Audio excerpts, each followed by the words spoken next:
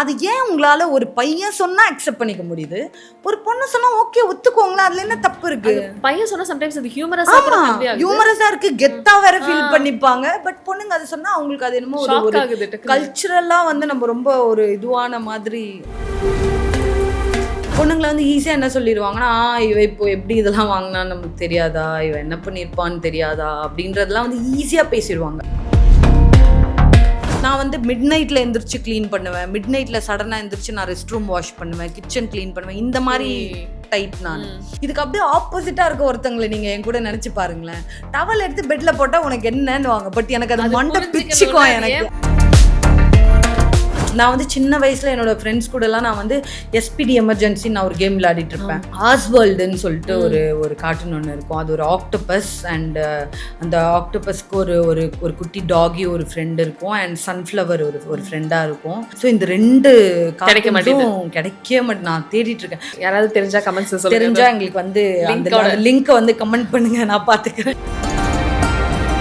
அந்த விஷயங்கள் வந்து கம்மியாக இருக்குது அப்படின்றதுக்காக நீங்கள் மார்னிங் நீங்கள் வந்து இப்படி நீங்கள் ஜாகிங் போங்க, இது கம்மியாக இருக்குது அது கம்மியாக இருக்குது அப்படின்னு என்னோட ஃபேஸ்லேயே சொல்லியிருக்காங்க. அந்த ஏஜ்லேயே அப்படி என்னோட ஃபேஸ்லேயே சொன்னாங்க. அவங்க வந்து லிட்ரலாக வந்து அவங்க என்ன சொன்னாங்கன்றதை என்னால் சொல்ல முடியாது. பட் அவங்க வந்து அதை நீங்கள் இது வந்து வளரணும்னா நீ இதெல்லாம் பண்ணணுன்ற மாதிரி சொன்னாங்க. நான் வந்து பேசுகிறப்பே நான் வந்து சொல்லிடுவேன், க்ளீன் ப்ராஜெக்ட்ஸாக இருந்தால் மட்டும் சொல்லுங்கள், இல்லைனா வச்சுருங்க ஃபோனு அப்படின்னு இப்படியே சொல்லிடுவேன்.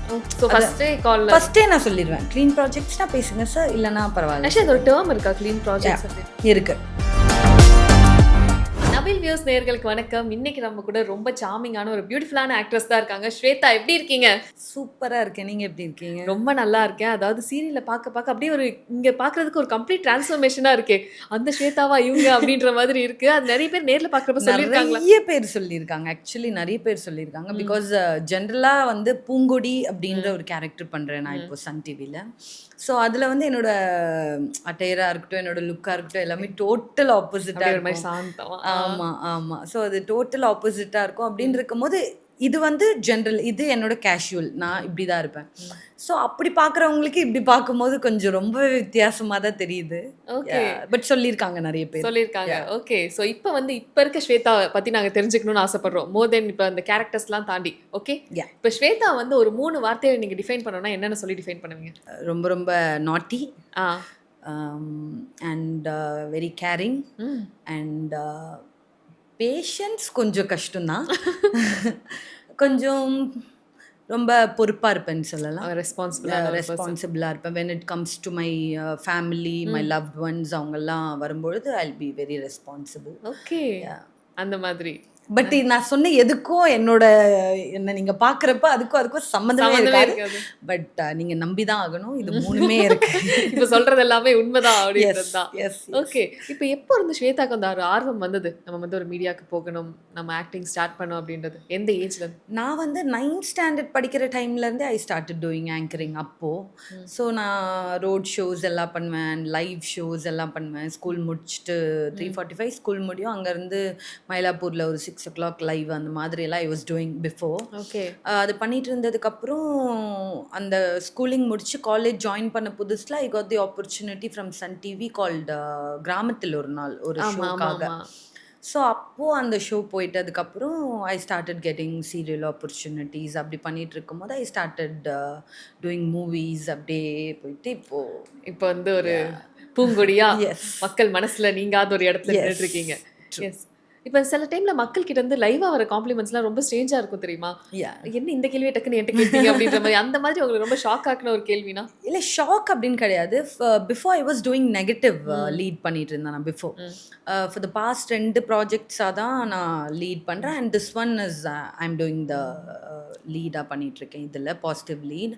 ஸோ அப்போது வந்து எல்லாருமே வந்து ஏன் இப்படி பண்ணுறீங்கம்மா, ஏன் இப்படி ப்ராப்ளம் கொடுக்குறீங்க அப்படின்னு தான் கேட்பாங்க. ஸோ எனக்கு அந்த ஸ்விட்ச்லேருந்து இப்போ வந்து எல்லோரும் பாசிட்டிவாக பேசுகிறதும், என்னோட மேலே இருக்க அஃபெக்ஷனேட் அவங்க காமிச்சு அவ்வளோ பாசமாக பேசுகிறது, அண்ட் என்னை இப்போ யாரெல்லாம் ஹர்ட் பண்ணுறாங்களோ அவங்கள திட்டுறது, அதெல்லாம் கேட்கும்போது ஓகே நல்லா இருக்கே, இப்படி கேட்கவும் நல்லா இருக்கே அப்படின்ற மாதிரி இருக்குது. ரொம்ப ரொம்ப ரொம்ப அழகாக பேசுவாங்க, ஓன் பண்ணிப்பாங்க. ஆமாம். என்னன்னா வந்து ஒரு கொஞ்ச நாள் முன்னாடி ஒரு பர்டிகுலர் சீக்வன்ஸ் போச்சு பூங்கொடி சீரியலில் வந்து வேற ஐல் பி பிளேயிங் கபடி. அதில் வந்து எனக்கு கொஞ்சம் அடியெல்லாம் பட்டுரும். அந்த சீக்வன்ஸில் கால் கொஞ்சம் உடஞ்சிரும் அண்ட் தலையிலலாம் அடிபட்டுரும் அந்த மாதிரிலாம் இருந்தது. அந்த சீக்வன்ஸ் முடிச்சு கொஞ்ச நாளைக்கு அப்புறம் we were shooting in a temple. அப்போ வந்து ஒரு கொஞ்சம் வயசான அம்மா வந்துட்டு உனக்கு கால் பரவாயில்லையா, அடிபட்டுருச்சு, தலையிலலாம் அடிபட்டுருச்சு எனக்கு கொஞ்சம் ஒரு ஸ்ட்ரைக் எனக்கு எனக்கு புரியல. இப்போ நமக்கு அடிபட்டுச்சு அதுக்கப்புறம் தான் கபடி அப்படி யா யா யா இல்லை இல்லை எல்லாம் சரியாச்சு அப்படின்னு நம்ம அவங்க கிட்ட நம்மளோட கேரக்டரையும் உடைக்க முடியாது. அது சும்மாம்மா அது அப்படி இன்னும் நம்ம சொல்ல முடியாதுல்ல, பிகாஸ் அவங்க அது ஒரு கேரக்டராக பார்க்குறாங்க. நான் வந்து இல்லை இல்லை எல்லாம் சரியாச்சு முடிஞ்சிச்சு, அதாவது இப்போ திரும்ப வந்துட்டேன்ல அப்படின்ற மாதிரி ரொம்ப ரொம்ப லவ்லியாக பேசுவாங்க. அதுவும் இப்போ பர்டிகுலராக இந்த பூங்கொடி சீரியல் பண்ண ஆரம்பிச்சதுக்கப்புறம் ரொம்ப பாசிட்டிவ் ரெஸ்பான்ஸ் தான், ரொம்ப நல்லா இருக்கும். அண்ட் இப்போ உங்களோட விஷயங்கள்லாம் பார்க்குறப்ப நிறைய ஸ்கின் கேர் வீடியோஸாக வந்துகிட்டு இருக்கு. அது ஏன் உங்களை பார்த்து அந்த கேள்விகளே அதிகமாக வருதுன்னு நினைக்கிறீங்களா? இல்லை என்னன்னா பேசிக்காக எனக்கு வந்து ஏதாச்சும் கெமிக்கல் ரிலேட்டட் ஃபேஷியல்ஸ் இந்த மாதிரி பண்ணுறதுல ஜென்ரலாக எனக்கு விருப்பம் இல்லை. நான் வந்து ஸ்டார்டிங்லேருந்தே நான் வந்து இந்த கடலை மாவு, ரைஸ் ஃப்ளோர், எனக்கு இந்த ஹோம்மேட் இது வச்சு எனக்கு எக்ஸ்ப்ளோர் பண்ணுறது எனக்கு ரொம்ப பிடிக்கும். நான் அது ஃபர்ஸ்ட்லேருந்தே நான் பண்ணிகிட்ருக்கேன்.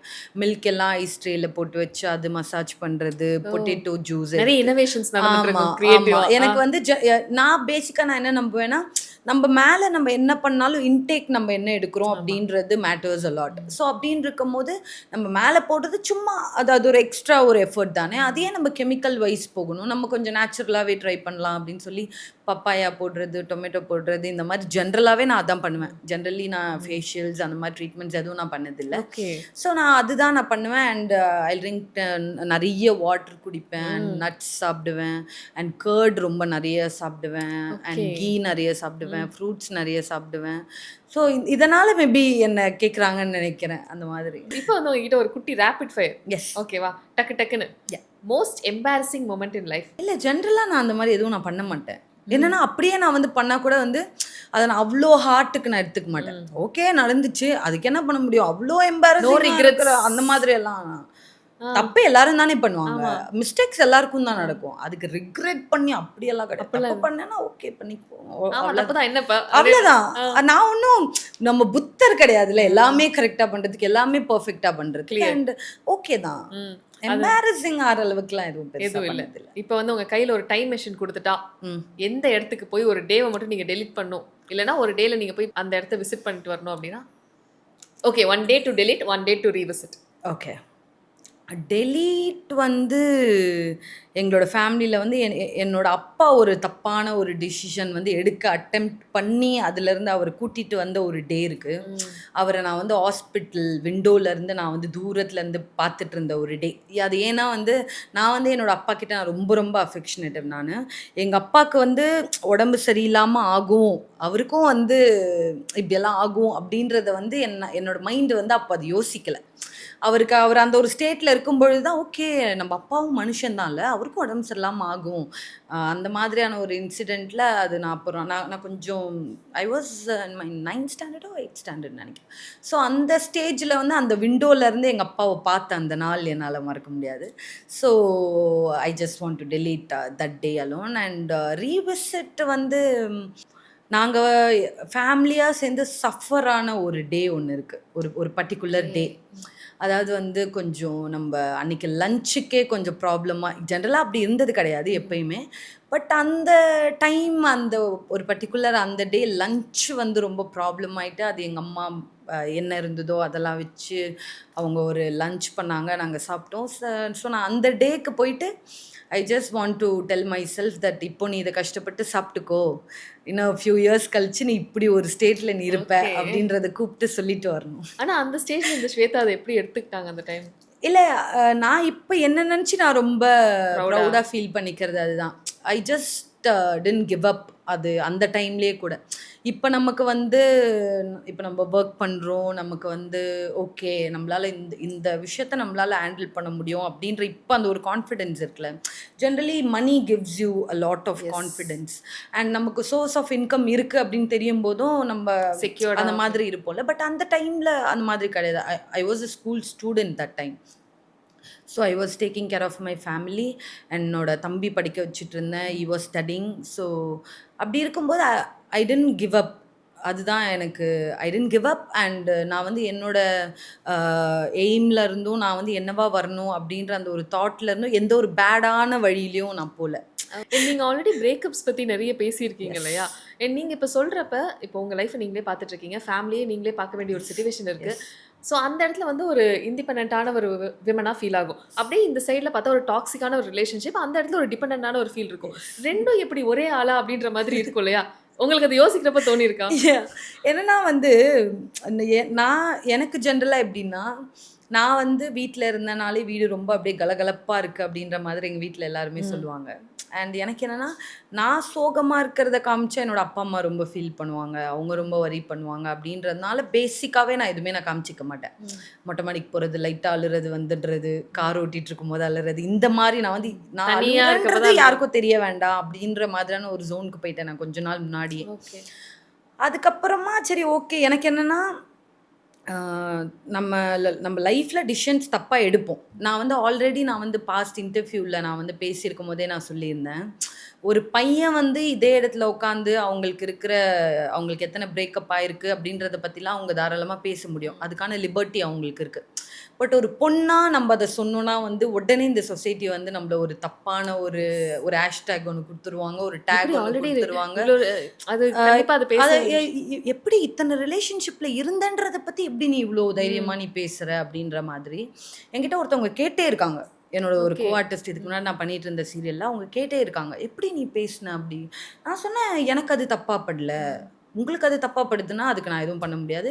நீங்கள் இப்போ உங்களுக்கு தப்பு நான் தோன்றதுனால அதை நான் ஏன் சொன்னேன்னு நான் ரிக்ரெட்டும் பண்ணல. நான் ரொம்ப ரொம்ப ஹாப்பியாக தான் நினைக்கிறேன். பார்க்குற நிறைய ஒரு 10 கேர்ள்ஸ் பார்க்குறாங்கன்னா அதில் ஒரு 2 கேர்ள்ஸ்க்கு it's okay to break up. It is normal, it is okay.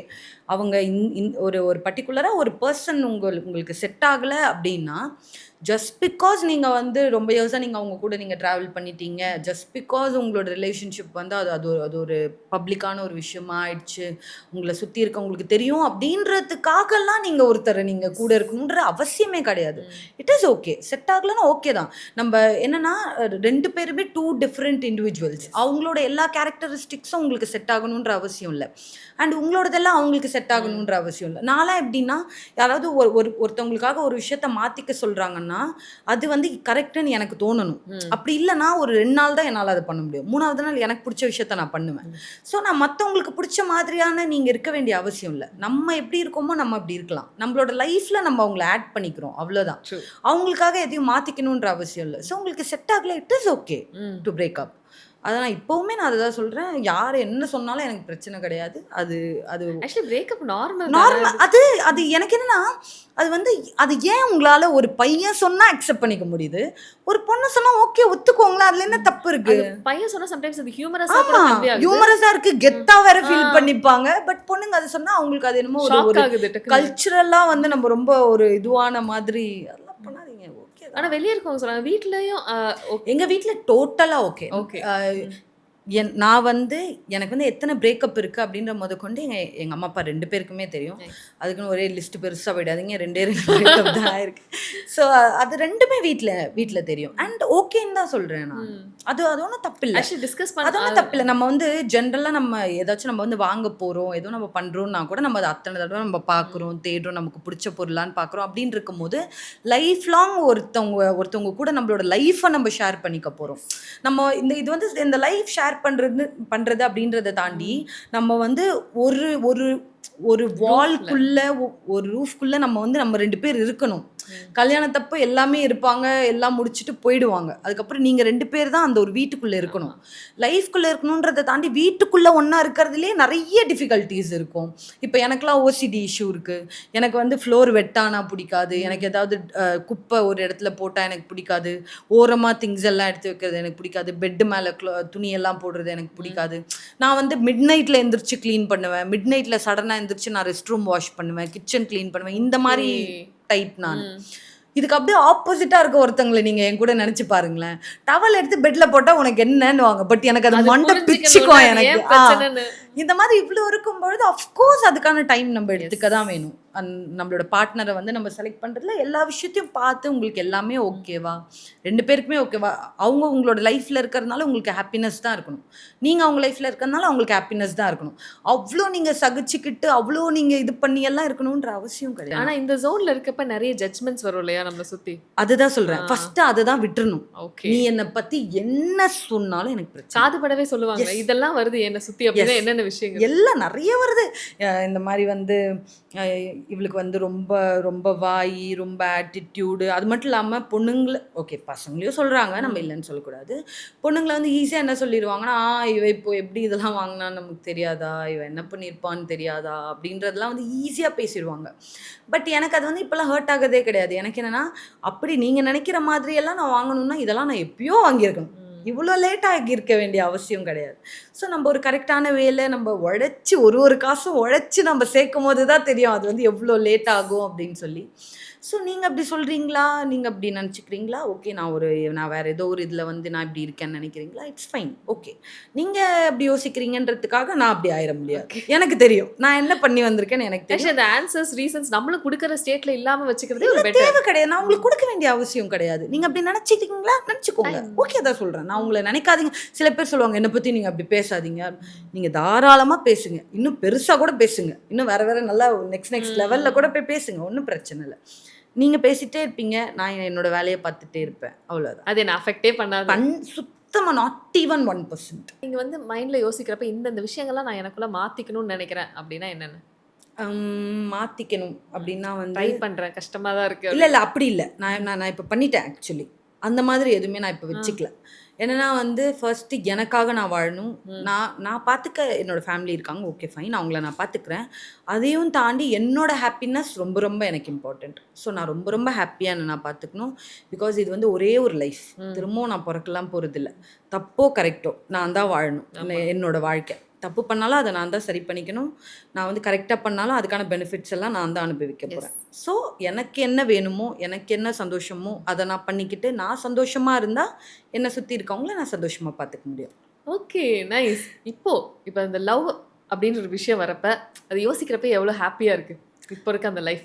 Love இப்போது நான் வந்து இருக்க ரிலேஷன்ஷிப்லேயும் சரி, நான் வந்து என்னோட சுற்றி இருக்க லவ்ட் ஒன்ஸ் எல்லார் விஷயத்துலையுமே கூட சரி, நான் வந்து என்னென்னா ஃபஸ்ட்டு நான் வந்து என்ன பண்ணுவேன்னா, நான் எனக்குள்ள லவ் அப்படின்ற மாதிரியான ஒரு ஜோனில் இருந்தேன். செல்ஃப் லவ் எனக்கு அப்படி சொல்லலை, நான் வந்து எந்த பர்சனை நான் வந்து லவ் பண்ணுறேனோ அவங்க வந்து எனக்குள்ளே இருக்காங்க, அதாவது நானும் அவங்களும் ஒன்று, ஒரே ஆள், நம்ம 2 பேரும் மிங்கிள் ஆயிருக்கோம் அப்படின்ற மாதிரியான ஒரு ஜோனில் இருந்தேன் நான்.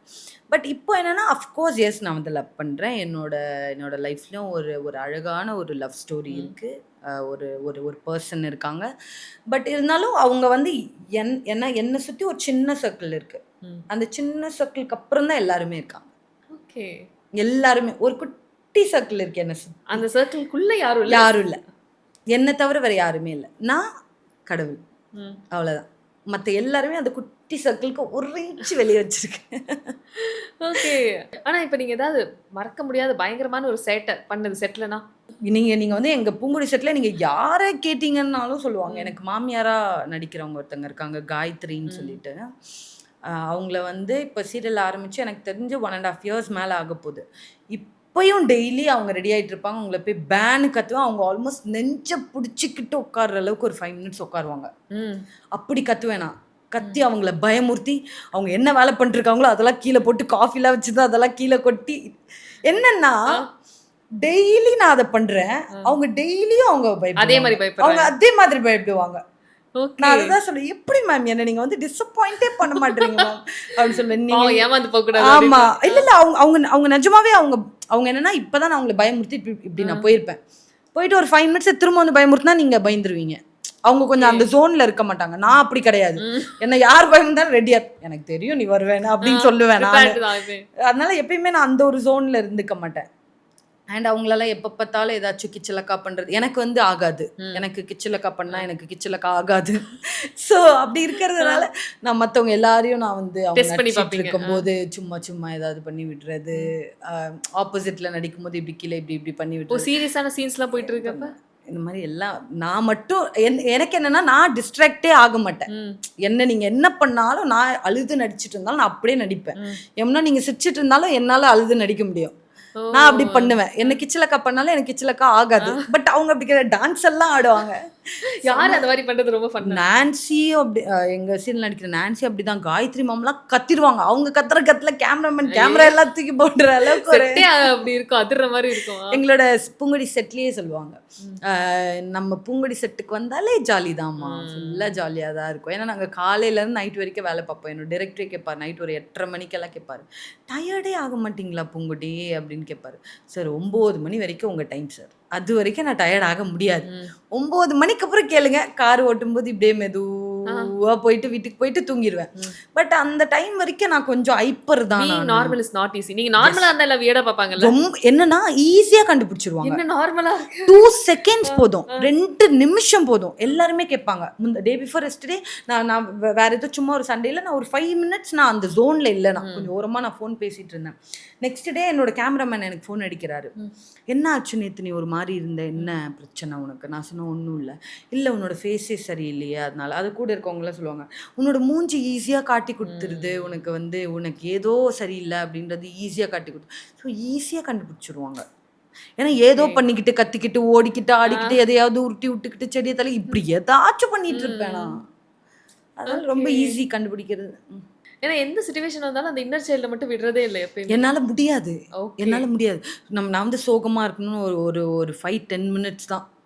இப்போ அந்த ஃபோன் பேசிட்டு இருக்கேன், அந்த ஃபோன் பேசி முடிச்சு ஒரு 5 மினிட்ஸ் யோசிப்பேன், ரொம்ப பிரச்சனையா இருக்கே அப்படின்னு யோசிப்பேன். அடுத்த ஒரு 5-10 மினிட்ஸ்ல நான் மறந்துடுவேன். அதை நான் மறந்துட்டு வேற ஒரு ஜோனுக்கு போயிடுவேன். ஐயோ நம்ம laughing at my own problems after 2 minutes 10 minutes ஐயோ நான் இப்ப சோகமால இருக்கணும், இப்படி ஒரு பிரச்சனை இருக்கே எனக்கு அப்படின்ற மாதிரி விஷயம் நான் அது மறந்துடுவேன். நான் ஓகே மத்தவங்க யாரையாவது ஏதாவது வம்பிழுத்துட்டு இருந்தா மறந்துடுவேன். அந்த மாதிரி. யார் அடிக்கடி அந்த மாதிரி மாட்டுவாங்க கிட்ட? காயத்ரி மேம் தான் நிறைய மாட்டுவாங்க. ஏன்னா அவங்கள என்னன்னா ஒரு தடவை அவங்களுக்கு கொஞ்சம் கோல்டாக இருந்தது. நாங்கள் குத்தம்பாக்கம்னு ஒரு லொக்கேஷனில் ஷூட் பண்ணிட்டு இருந்தோம். நைட் ஷூட் மாதிரி போயிட்டு இருந்தது. நான் கபடி விளையாடிட்டு இருந்தேன். ஸோ நான் ஆல்ரெடி ஒரு 3-4 டேஸாக சன்னில் நான் கருவாடாக தான் இருக்கேன். நான் ஆல்ரெடி ஒரு 3 நாளாக நான் கருவாடாக தான் இருக்கேன் சன்னில். அவங்களுக்கு ரொம்ப கோல்டு.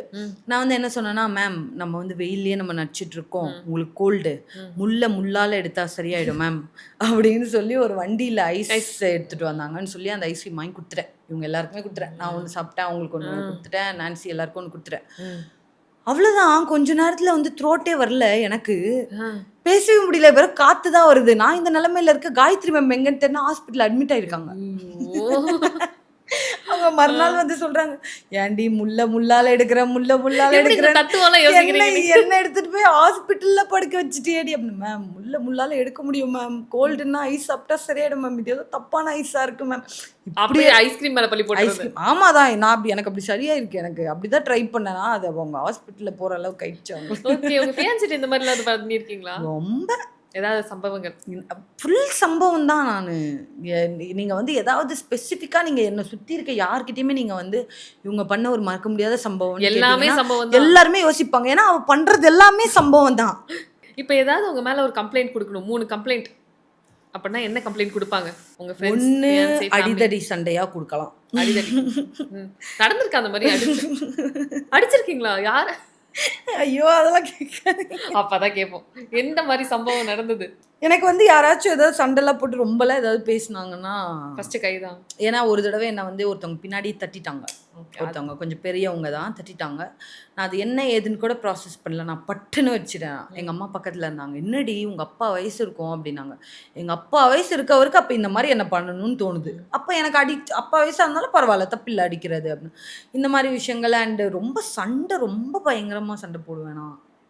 அடிதடியெல்லாம் தாண்டி ஆல்மோஸ்ட் ஆயிடும். அது நான் சண்டைக்கு இறங்கி அதுக்குள்ளே அதாவது என்னன்னா, இப்போ ஃபார் எக்ஸாம்பிள் உங்களுக்கும் அவருக்கும் சண்டைன்னு வச்சுக்கோங்களேன், உங்களுக்கு சப்போர்ட்டாக நான் வருவேன், கடைசியில் நீங்கள் 2 பேரும் சேர்ந்து என்ன தடுக்கிற மாதிரி ஆயிடும். நீங்களே உடுடி எனக்கு பிரச்சனையே இல்லடி, நீ விட்டுறடி, அவரும் நானும் ஃப்ரெண்ட்ஸ்டின்னு நீங்களே சொல்கிற அளவுக்கு இறங்கி சண்டை போடு, பெரிய சண்டையாயிடும். இப்பதான் கொஞ்சம் ஓகே அவ்வளோ பெரிய சண்டை நம்மளே பண்ணிட்டோம். பாஷால இருந்து மாணிக்கமாகி ஆ, மாணிக்கம் தான் நம்ம இன்டர்வியூ எடுத்துட்டு இருக்கோம். கொஞ்சம் காம் டவுன் ஆகணும். ரொம்ப நம்ம வந்து இவ்வளோ சண்டை நம்ம போட்டுக்க கூடாது, வேண்டாம் கொஞ்சம் காமா இருக்கலாம் அப்படின்னு நானே இப்போ கொஞ்சம் வந்து ரிலாக்ஸ் பண்ணிக்கிறேன். எப்ப வேணாலும் அது வரலாம் திருப்பி பாஷா. எப்போ வேணா வந்துடும், எப்போ வேணா வர்றதுக்கு வாய்ப்பு இருக்கு. அதனாலே என்னோட ஃப்ரெண்ட்ஸ்லாம் ஏதாவது சண்டை ஏதாவது ஆகுது, முதல்ல பிடிச்சி வைங்க, அவளை ஒரு ஓரமா வைங்க, இதை முடிச்சு கூட அந்த வந்து ரட்சகன் படத்துல ஒரு மாதிரி அடிக்கடி அந்த நரம்பெல்லாம் இதை டென்ஷன் ஆயிடும் ஏதாவது சண்டைன்னா. இப்போ என்னோட சைடு தப்புன்னா நான் சாஷ்டாங்கமா காலில் விழுந்து சாரி கேட்டு வந்துடுவேன். என் மேல தப்புன்னா காலிலே விழுந்துருவேன், யோசிக்கவே மாட்டேன். அவங்க மேலெல்லாம் தப்பா இருந்தா அவங்க ரொம்பலாம் பேசிட்டாங்கன்னா அவ்வளவுதான். இப்போ உங்களை பொறுத்த வரைக்கும் red flags in relationship, green flags in relationship 5 5 சொல்லணுமா? நீங்க சொல்றது நீங்களா அசால்ட்டா 10 சொல்லுவீங்கன்னு நினைக்கிறேன். நான் வந்து ரெண்டுத்துக்குமே மியூச்சுவலா சொல்றேன். என்னன்னா வந்து இப்போ உங்களுக்கு ஒரு ஒப்பீனியன் ஒன்று இருக்கும், உங்களுக்கு ஒரு தாட்ஸ்ன்னு ஒன்று இருக்கும். அது ஜஸ்ட் பிகாஸ் அதை என்னால் மாற்ற முடியுன்ற ஒரு கெப்பாசிட்டி எனக்கு இருக்குன்றதுக்காக அதை நான் மாற்றக்கூடாது. ஓகே, அதாவது அவங்க நீங்கள் சொன்னால் அவங்க கேட்பாங்க அப்படின்றது உங்களுக்கு தெரியும், தெரிஞ்சு நீங்கள் அதை ஒரு காயினாக நீங்கள் யூஸ் பண்ணக்கூடாது ஒன்று. அண்ட் இன்னொரு விஷயம் வந்து உங்களோட கூட இருக்கவங்கள பற்றியே நீங்கள் பின்னாடி போய் தப்பாக பேசக்கூடாது. அதாவது அவங்க கூடயே இருந்துட்டு அவங்க கூடயே நல்லா இருந்துட்டு அவங்கள பற்றியே பின்னாடி போய் நீங்கள் தப்பாக பேசக்கூடாது. அது ரிலேஷன்ஷிப்பாக இருக்கட்டும், ஃப்ரெண்ட்ஷிப்பாக இருக்கட்டும், யாராக வேணா இருக்கட்டும். தேர்ட், அவங்கள வந்து எந்த இடத்துலையும் நம்ப வச்சு மட்டும் கழுத்தறுத்துறக்கூடாது. ஒன்று உங்களால் முடியாதுன்னா முடியாது, என்னால் இந்த இது என்னால் பண்ண முடியாது அப்படின்னா பண்ண முடியாது சொல்லிடணும். அவங்கள ஒரு டிஃபிகல்ட்டான சுச்சுவேஷன் கொண்டு வந்து விட்டுட்டு அந்த மாதிரி பண்ணக்கூடாது. ஃபோர்த்து விஷயம், அவங்களுக்கு அவங்களோட லைஃப்பை அப்டேட் பண்ணுறதுக்கு எந்த உதவி வேணால் நம்ம பண்ணலாம், பண்ணாமலும் இருக்கலாம். பட் நம்மளை விட அவங்க நல்லா வந்துடக்கூடாது, நம்மளை விட அவங்க நல்லா இருந்துடக்கூடாது. அவங்க வந்து நல்லா இருக்கணும், பட் என்னை தாண்டி இருந்துடக்கூடாது, உங்களை விட நல்லா இருந்துடக்கூடாதுன்ற மாதிரி ஒன்று இருக்கும்ல, அது ஒன்று. அண்ட் இன்னொரு ரெட் ஃப்ளாக் என்னென்னா, நீங்கள் ஸ்டார்டிங்கில் நீங்கள் அவங்களுக்கு ஒரு வேர்ட் கொடுக்குறீங்க, ஒரு ஹோப் கொடுக்குறீங்கன்னா அது உங்களால் கடைசி வரைக்கும் கடைப்பிடிக்க முடியும்னா கொடுங்க.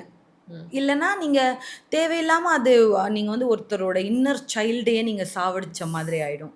நீங்கள் மற்றபடி நீங்கள் அவங்களோட கேரக்டர், அவங்களோட லைஃப்பில் நீங்கள் விளையாடலாம், பட் அவங்களோட மனசு, அவங்களோட அந்த ஒரு இன்னர் சைல்டு நம்ம சும்மா சொல்கிறது கிடையாது. இப்போ நம்ம சின்ன வயசுலேருந்து நமக்கு இப்போ ஒரு ஹேபிட் இருக்குன்னா அது நமக்கு சின்ன வயசுலேருந்து நம்ம அதை வளர்த்துட்டு வந்திருப்போம். நான் இப்போ ஃபார் எக்ஸாம்பிள் என்ன சொல்லணும்னா, நான் இப்போ வந்து டாக்கட்டிவாக இருக்கேன், நான் இப்போ இவ்வளோ நாட்டியாக நான் இருக்கேன்னா நீங்கள் பண்ணுற எந்த ஒரு இன்சிடெண்ட்டும் என்னோட இந்த கேரக்டரை மாற்றிடக்கூடாது, என்னோட இந்த கேரக்டரை உடச்சிடக்கூடாது. யாரும் சொல்லக்கூடாது இந்த பொண்ணு நல்லா சந்தோஷமாக சிரிச்சிட்டு இருந்தது, இப்போ இப்படி ஆயிட்டாள், இவன் அப்படியே ஆப்போசிட் ஆகிட்டா, இப்படின்னு சிரிக்கவே மாட்டேன்றா, அப்படி ஒருத்தவங்களோட ஹாப்பினஸை கொள்ளாதீங்க. மற்றபடி நீங்கள் என்ன வேணால் பண்ணுங்கள், உங்களோட சுச்சுவேஷன் என்ன வேணால் நடக்கலாம், நீங்கள் சுச்சுவேஷன் எப்படி வேணால் ஒருத்தரை பேச வைக்கலாம், விளையாடலாம், நீங்கள் அதை சரி பண்ணிடுங்க. பட் அவங்களோட இன்னர் சைல்டை மட்டும் சாவிச்சு. இன்னர் சைல்டு வந்து ஒரு பொக்கிஷம், ரொம்ப ரொம்ப இம்பார்ட்டன்ட். ஏன்னா அதை வந்து டெஸ்ட்ராய் பண்ணுறதுக்கு எந்த ரைட்ஸுமே உங்களுக்கு கிடையாது. ஏன்னா அது சின்ன வயசுலேருந்து அது தானாக வளர்றது கூட கிடையாது. நம்மளோட சர்க்கம்ஸ்டன்ஸ், நம்ம எந்த மாதிரி சுச்சுவேஷனில் நம்ம வளர்ந்துருக்கோம், நம்ம என்ன பார்த்துருக்கோம், நம்மளோட பேரண்ட்ஸ், நம்மளோட சைல்ட்ஹுட், நம்மளோட ஸ்கூல், நம்மளோட ஃப்ரெண்ட்ஸ், அது சின்ன வயசுலேருந்து வர்றது. இப்போ இருக்கிறது எதை வேணாலும் நீங்கள் வந்து சூஸ் பண்ணிக்கலாம், இப்படிப்பட்ட ஃப்ரெண்ட்ஸ் நான் வச்சுக்கிறேன், இப்படிப்பட்ட ஒரு சர்க்கிள் நான் வச்சுக்கிறேன் அப்படின்றது. பட் நீங்கள் நடந்ததெல்லாம் உங்களால் மாற்ற முடியாது. நான் வந்து சின்ன வயசில் என்னோட ஃப்ரெண்ட்ஸ் கூடலாம் நான் வந்து SPD எமர்ஜென்சி நான் ஒரு கேம் விளையாடிட்டு இருப்பேன்.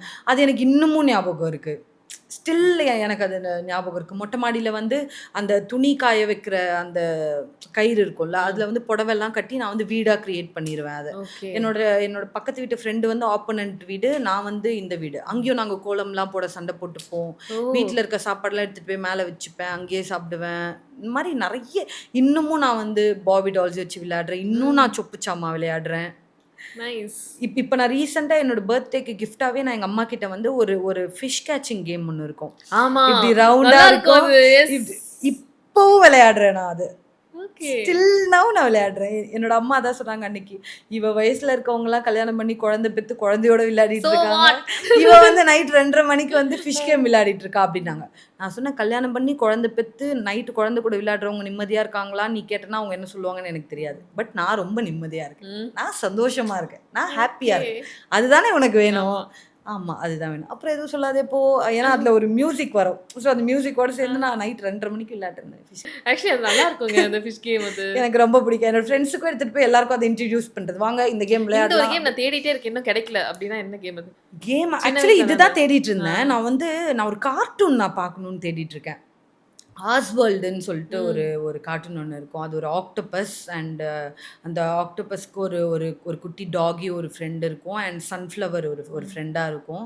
அப்புறம் பென்குயின்னு சொல்லிட்டு இன்னொரு ஒரு கார்ட்டூன். பென்குயின்ஸ் எல்லாருமே ரெஸ்டாரண்ட்ல வொர்க் பண்ணுவாங்க. ஸோ இந்த 2 கிடைக்க மாட்டேங்குது. கார்ட்டூன்ஸும் கிடைக்கவே மாட்டுது. நான் தேடிட்டு இருக்கேன். அதாவது பார்ட்ஸ் கொஞ்சம் கொஞ்சமா இருக்கு. பட் எனக்கு அந்த ஃபுல்லா சீரீஸா பார்க்கணும். பார்க்கணும். இப்போ மிஸ்டர் பின்லாம் எப்படி ஸ்டார்ட்டிங்ல ஆமா. இருந்து ஒரு சீரீஸா இருக்குல்ல. ஸோ அந்த மாதிரி எனக்கு சீரீஸா பார்க்கணும்னு ஓகே. யாராவது தெரிஞ்சா கமெண்ட்ஸ்ல சொல்லுங்க. தெரிஞ்சா எங்களுக்கு வந்து அந்த லிங்கோட. லிங்க்க வந்து கமெண்ட் பண்ணுங்க. நான் பார்த்துக்கிறேன். ஓகே. எஸ். ஏதாவது ஒரு சிச்சுவேஷன்ல ஏதாவது சம் ரிஜெக்ஷன்ஸ் அந்த மாதிரி விஷயங்கள் உங்களை இன்செக்யூர்டா ஃபீல் பண்ண வச்சிருக்கா?